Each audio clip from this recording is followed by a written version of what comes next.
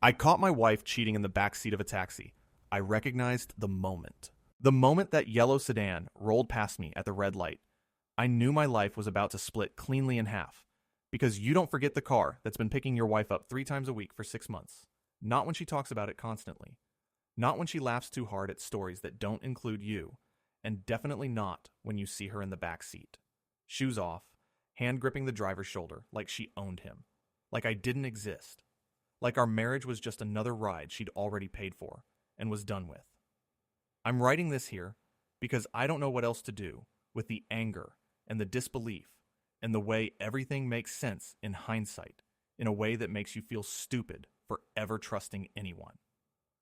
My wife and I don't have kids, which she liked to bring up whenever she wanted to remind me how uncomplicated our lives were, how free she felt, how easy it was for her to move around the city without me, because my job kept me late and hers was mostly remote. And that's how the taxi thing started, with late meetings, drinks with coworkers, errands that somehow required a car, even though we live near everything, and always the same driver, because he was reliable, because he felt safe, because you wouldn't get it. I didn't question it at first, because why would I? She came home complaining about him, like she complained about everyone. Said he talked too much. Said he asked stupid questions. Said she had to tip extra just to shut him up. And I believed her, because lying was something she accused other people of, loudly and often, with tears when it suited her. Over time, the stories changed, though, became longer, more detailed, less angry, more animated, and she started saying his name like it mattered, like it belonged in our kitchen between the salt and the mail. And when I asked why she didn't just switch drivers, she snapped at me, called me controlling, said I was paranoid, said I was trying to isolate her, then cried, and told me I was just tired and stressed and seeing things that weren't there. And I apologized like an idiot.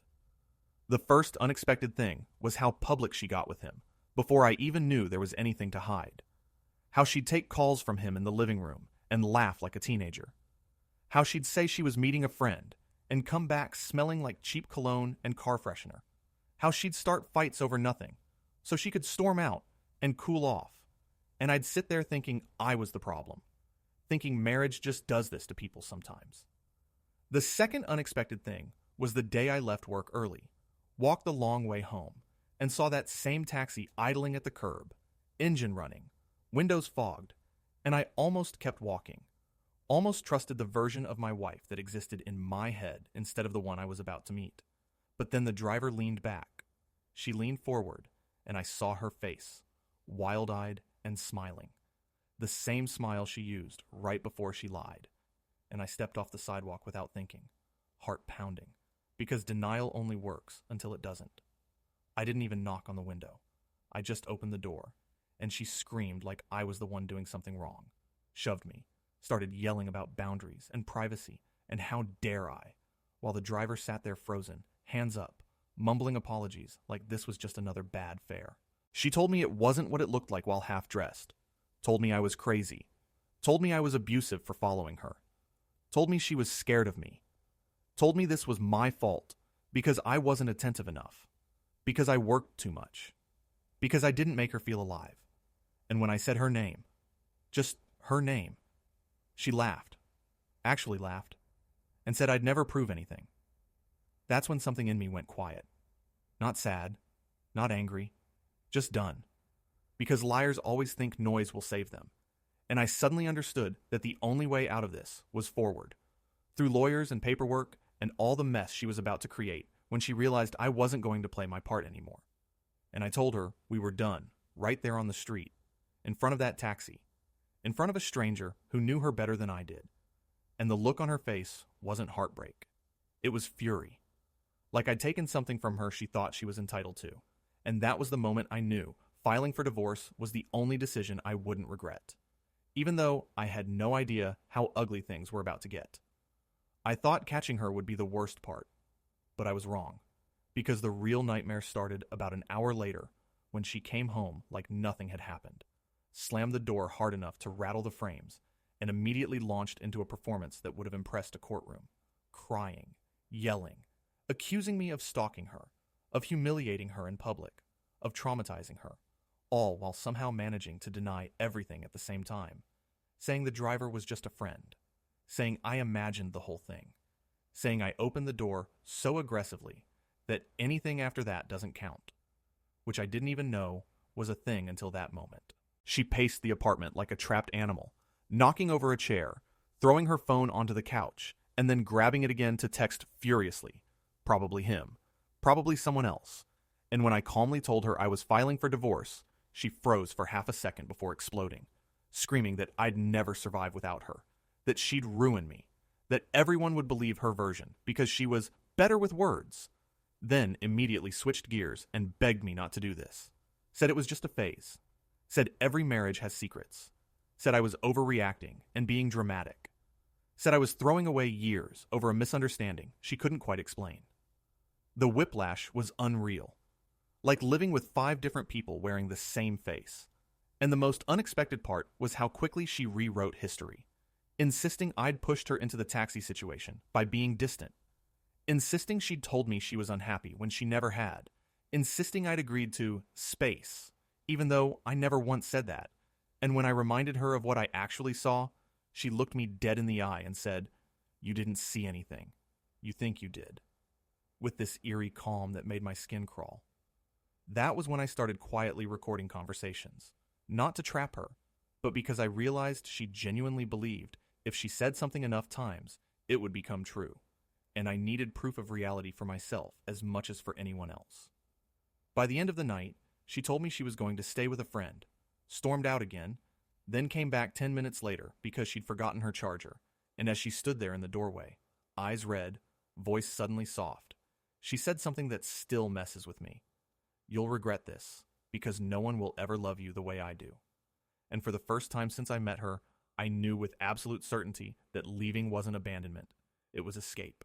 The next morning, I woke up to 12 missed calls, all from numbers I didn't recognize, and before I could even brush my teeth, my phone buzzed with a message from her sister, asking why I'd thrown my wife out after stalking her and attacking her in public. Which was news to me, because apparently overnight, my wife had decided on a completely new storyline where I was violent, unstable, and obsessed, and she was just an innocent woman who'd needed a ride home from a kind stranger. I sat there on the edge of the bed, realizing this wasn't just a breakup anymore. It was a war of narratives, and she was already several moves ahead, because by noon, her mother called me screaming, accusing me of cheating first, accusing me of abusing her daughter emotionally for years, accusing me of trying to control her movements. And when I calmly said I'd caught her in the taxi, she laughed and said I'd always had delusions, and that she wasn't surprised I'd finally snapped. The unexpected part was how fast doubt creeps in when enough people repeat the same lie, because for a split second, I wondered if I really was the villain in someone else's story, until my wife showed up unannounced to grab clothes and accidentally let something slip while yelling at me, calling the driver by his full name and saying I'd ruined everything with him. Then backtracking so hard she nearly tripped over her own words, claiming she meant ruined his job, ruined his reputation, ruined his life. And that's when I realized she wasn't scared of losing me at all. She was furious about losing control of the situation. She spent the next hour baiting me, accusing me of spying on her phone, demanding I admit I was jealous and insecure, crying loudly enough that I'm pretty sure the neighbors heard, then suddenly stopping mid-sob to say in this flat, cold voice that if I filed for divorce, she'd make sure everyone knew exactly what kind of man I really was. And the way she smiled when she said it told me this wasn't a threat made in anger. It was a plan she'd already rehearsed. I didn't yell back. I didn't defend myself. I just told her to take what she needed and leave. And that calm seemed to enrage her more than anything, because she threw one last insult at me on the way out, saying the taxi driver made her feel wanted in ways I never could, then slammed the door so hard a picture frame fell off the wall, and as I picked up the glass off the floor, bleeding slightly, it hit me that this was only the beginning, because people like her don't lose quietly. They escalate. I hadn't even contacted a lawyer yet when the first unexpected thing happened, which was finding out she'd already contacted one herself and told him I was abusive, because 2 days later, I got an email from an attorney I'd never heard of accusing me of harassment, intimidation, and creating an unsafe environment, complete with a request that all communication go through legal counsel. And I remember laughing out loud at my kitchen table because the audacity of it felt unreal, like she was trying to speedrun victimhood before I'd even finished processing what happened. That laughter died fast when I checked our shared bank account and saw several large withdrawals labeled legal retainer and emergency expenses. Money she took without asking, then immediately texted me to say I was financially controlling her and she needed access to funds for her safety, which was impressive considering she was the one draining the account. When I finally did sit down with my own lawyer and explained everything, he went quiet in that way professionals do when they've seen this movie before, told me to document everything, not respond emotionally, and brace myself, because people who lie this confidently rarely stop once they start. That night she showed up again, unannounced, hysterical, claiming she'd left something important behind, only to spend 20 minutes accusing me of hiding her things, accusing me of deleting messages from her phone, accusing me of turning people against her. And when I calmly pointed out she'd already told half the city her version, she screamed that it didn't count because they knew her, then suddenly broke down sobbing on the floor, saying she loved me and didn't want a divorce, that she'd made a mistake, that the taxi driver meant nothing, that she was lonely, and I abandoned her emotionally. Then 5 minutes later, snapped upright and said if I didn't drop the divorce, she'd tell the police I'd threatened her. Just like that. No build-up, no shame. I realized then that I wasn't dealing with guilt or regret. I was dealing with someone who saw truth as optional and consequences as something that only applied to other people. And as she left for the third time that week, screaming that I was destroying her life, I stood in the doorway feeling weirdly calm. Because somewhere between the lies, the threats, and the money disappearing, my marriage finally died. And what was left was just damage control. The next unexpected twist came from the taxi driver himself, because 3 days after she threatened me with the police, I got a message request on social media from a name I recognized immediately, and my stomach dropped before I even opened it. But curiosity won out, and there he was, apologizing profusely, saying he didn't know she was married like that, saying she told him we were separated, then saying she told him I was abusive, then saying she told him I was obsessed and controlling, and she needed help escaping. And reading it felt like watching my wife recycle the same script with a different audience. He said she'd been seeing him outside of work for months, said she pushed for it, said she loved the secrecy, said she'd promised him they'd be together once the divorce from hell was over. And then, in a moment I still don't fully understand, he sent screenshots, dozens of them, messages of her lying effortlessly, contradicting herself within hours, telling him she loved him, telling him he was temporary, telling him he needed to play his part, and telling him to be ready to say I scared him if anyone asked questions. I didn't reply. I just saved everything and forwarded it to my lawyer, who called me immediately and said, "This changes things." Because suddenly, it wasn't just my word against hers anymore. It was a pattern, documented, undeniable. That night she texted me out of nowhere, sweet as sugar, asking how I was holding up, saying she hoped we could be civil, saying she missed me, and when I didn't respond, she flipped within minutes, accusing me of manipulating the driver into betraying her, accusing me of hacking her accounts, accusing me of orchestrating some elaborate setup against her, and I realized she genuinely couldn't comprehend that her own actions were catching up to her, that people don't like being lied to forever. The calm I'd felt before hardened into resolve, because for the first time since this started, I saw a path where I didn't just survive her chaos. I outlasted it. I thought having proof would slow her down, but it did the opposite, because the moment she realized the taxi driver wasn't under her control anymore, she spiraled, showing up at my place again, without warning, pounding on the door like the building was on fire, screaming my name so loudly, a neighbor actually opened their door to check if everything was okay. And when I didn't let her in, she started crying on the floor of the hallway, wailing about how I was locking her out of her own home, how I was abusing her financially and emotionally, how she had nowhere to go, even though I knew for a fact she was staying with a friend. She'd told everyone was basically family.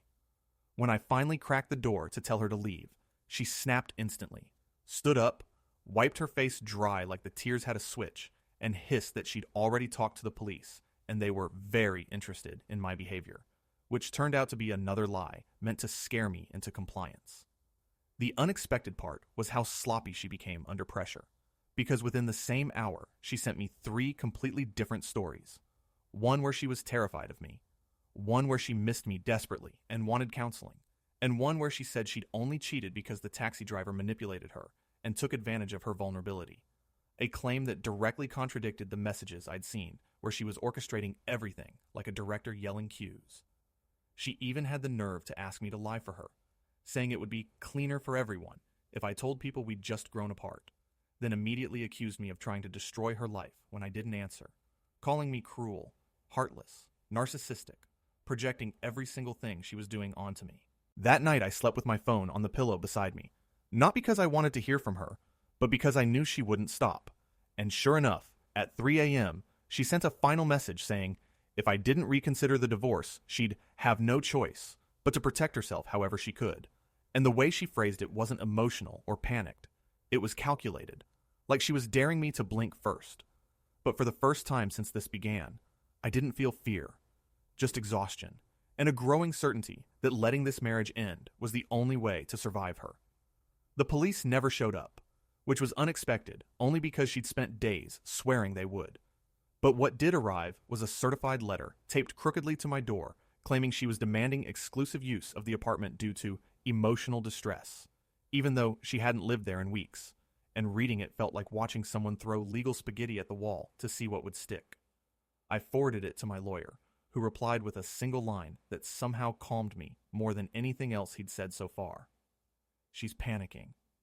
That panic showed up in strange ways, like her suddenly emailing my boss with vague accusations about my temper, like her posting cryptic quotes online about surviving toxic relationships, like mutual friends quietly reaching out asking what was really going on because her stories didn't line up, and the most unexpected thing was realizing people weren't automatically taking her side, because even through her lies, she couldn't keep her timeline straight.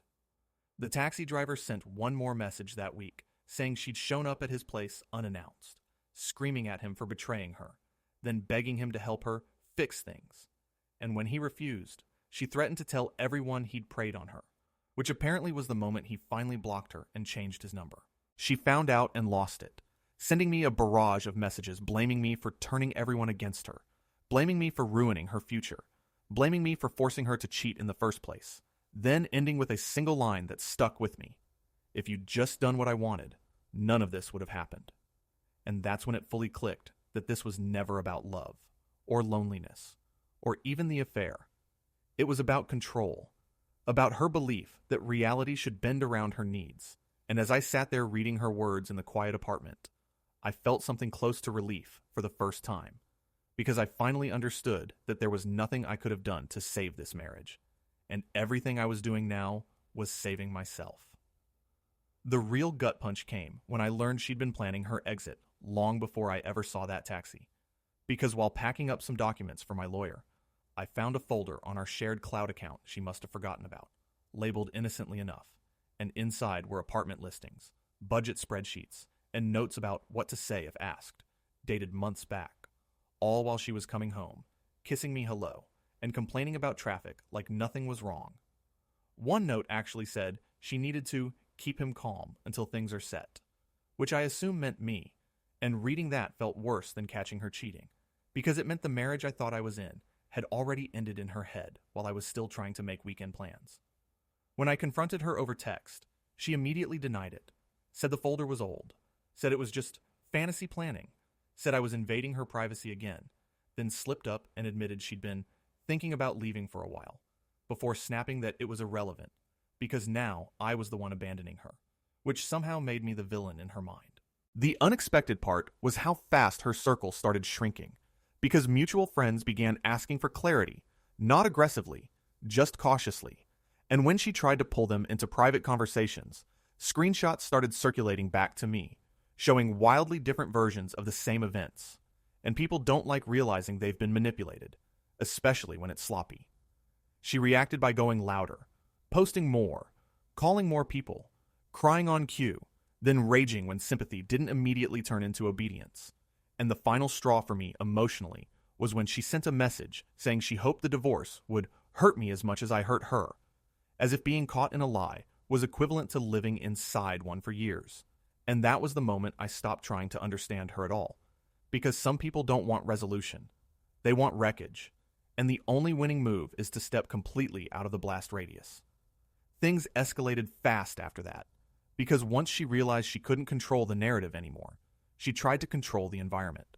Showing up at my workplace unannounced one afternoon, hysterical, demanding to speak to me, telling the receptionist through loud sobs that she was afraid to go home, which triggered security and forced my manager to pull me into a conference room and ask very carefully if there was anything he needed to know. That was one of the most humiliating conversations of my life. Sitting there explaining that my wife and I were separating and that she was unstable, while knowing full well she was outside the building crying for an audience. And the unexpected part was how calm I stayed, because something in me had finally shut off emotionally, like my brain decided it had carried enough weight already. She texted me afterward, furious that security escorted her out, accused me of humiliating her on purpose, accused me of poisoning people against her, then switched tactics again, and said she was scared she'd made mistakes she couldn't undo, that she didn't recognize herself anymore, that she needed help. And for a brief moment, I almost felt sorry for her, until she ended the message with, "You owe me at least that," reminding me that even her apologies were transactions. My lawyer advised me to file for temporary separation terms immediately, which I did, and when she was served the paperwork, she lost it completely, blowing up my phone with voicemails alternating between rage and panic, screaming that she'd never sign, that she'd drag this out forever, that she'd make sure I suffered, and then, chillingly calm, saying she'd tell people things that would change how they see you. And hearing that back to back was when I realized this wasn't someone lashing out. This was someone who genuinely believed destruction was a reasonable negotiation tactic. That night, I slept on the couch with the lights on, not because I thought she'd come back, but because I finally understood that the woman I married didn't exist anymore, or maybe never had, and accepting that was the most painful and freeing realization of this entire mess. The last unexpected event before everything finally turned procedural was her attempt at a grand reconciliation stunt, because 2 days after threatening me with character assassination, she showed up with a suitcase, flowers, and this shaky smile like we were in a bad rom-com, saying she'd ended things with the taxi driver for real this time, that she'd blocked him, that she'd realized I was the only stable thing in her life. And for a split second, I just stared at her, wondering how someone could pivot so hard without getting whiplash. She cried, apologized in vague ways that never actually named what she'd done, blamed stress, blamed loneliness, blamed me just a little, then swore she'd go to therapy, swore she'd do anything if I just stopped the divorce. And when I told her calmly that it was too late, that I didn't trust her anymore, she dropped the act instantly and called me cold, called me vindictive, said I enjoyed punishing her, then laughed and said she didn't actually want me back anyway. She just needed time to get her footing, which pretty much confirmed everything I already knew. She refused to leave at first, saying she had rights, saying I couldn't kick her out, saying she'd sleep in the bedroom whether I liked it or not, until I reminded her that my lawyer had already advised me not to be alone with her, and that if she stayed, all communication would be recorded. And that finally did it, because control matters more to her than confrontation. As she dragged her suitcase out, she turned back and said, "You'll see. You're going to miss me when I'm gone." And I closed the door without answering, sat down on the floor, and realized that for the first time since that taxi door opened, the apartment was quiet in a way that didn't feel empty. It felt safe, and I knew then that no matter what else she tried to pull in the remaining parts of this mess, the outcome was already decided. Once she was gone for good, the fallout didn't stop. It just changed shape, because the next surprise came in the form of people finally telling me things they'd been sitting on for months. Co-workers mentioning they'd seen her riding around with the same taxi driver more than once. A neighbor admitting they'd wondered why she was always getting dropped off late at night. Even a mutual friend confessing she'd been warned not to tell me anything, because my wife said I was emotionally fragile and might react badly, which was rich considering I was the one quietly holding everything together while she detonated bridges behind her. The more the truth leaked out, the angrier she got, sending me messages accusing me of turning people against her when all I'd done was stop covering for her. And then came the voicemail that finally sealed any lingering doubt, her voice shaking with rage as she screamed that I was supposed to fight for her, that marriages survive worse than this, that I didn't get to just walk away when things got hard, completely ignoring the fact that she'd been the one walking away for months, just with a meter running. When my lawyer informed her attorney that we had corroborating evidence of the affair and her attempts at intimidation, she pivoted again, suddenly wanting a peaceful resolution, suddenly suggesting mediation, suddenly concerned about how this would look if it dragged on. And that was the most unexpected part of all. Watching someone who'd thrived on chaos finally realize it wasn't working anymore. I agreed to mediation not for her, but for myself, because I wanted this chapter closed. And when I sat there across from her weeks later, she wouldn't meet my eyes, kept dabbing at dry tears, kept sighing dramatically, and I felt nothing. No anger, no sadness, just a dull sense of distance. Like she was someone I'd once known a long time ago. When it was over, and I walked out with a clear path to divorce, I didn't feel victorious. I felt lighter, like I'd put down something heavy I'd been carrying, without realizing how much it was crushing me. And for the first time since that day at the red light, I could finally imagine a future that didn't involve bracing myself for the next lie. I thought mediation would calm her, but instead it triggered one last unpredictable spiral, because a week after we signed the preliminary agreements, she emailed me a long, rambling message at 2 a.m., accusing me of manipulating the mediator, accusing my lawyer of planting ideas in my head, accusing the taxi driver of ruining her life, and then, unbelievably, asking if we could just get coffee and talk like adults, as if all of this had been a scheduling misunderstanding instead of a months-long implosion. When I didn't respond, she sent another message saying she'd found new evidence proving I'd emotionally neglected her, followed by screenshots of my old work calendars and unanswered texts presented like courtroom exhibits. And that's when it hit me how desperately she needed me to engage, to argue, to react, because without my attention, her version of events had no audience left. The unexpected thing was how boring her chaos suddenly felt. Not terrifying or enraging, just repetitive, like watching the same episode on a loop. And for the first time, I didn't feel the urge to defend myself at all. I forwarded everything to my lawyer, blocked her number, and went for a walk without my phone. And somewhere between the quiet streets and the realization that she could scream into the void forever without reaching me, I understood that this was the real end, not the paperwork or the signatures, but the moment I stopped being a character in her story and became the author of my own. The final unexpected event came quietly, almost anticlimactically, when the divorce papers were signed without drama, without a fight, without her showing up late or crying or making a scene.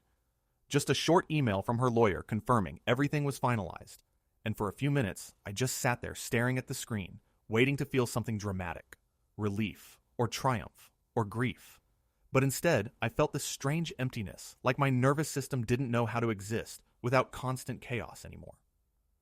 She tried once more to poke the wound a few days later by unblocking me long enough to send a message saying she hoped I'd learn from this, and that she was already doing better without me, that she'd outgrown the marriage, and that cheating with the taxi driver was the only time she'd felt truly seen in years, which honestly just sounded tired, like she was recycling old lines hoping one would still land.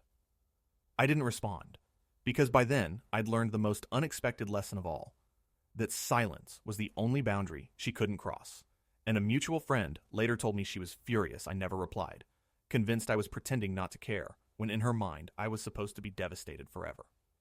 The truth was simpler and harsher than that. I wasn't pretending anymore. I just didn't need her reactions to validate my reality.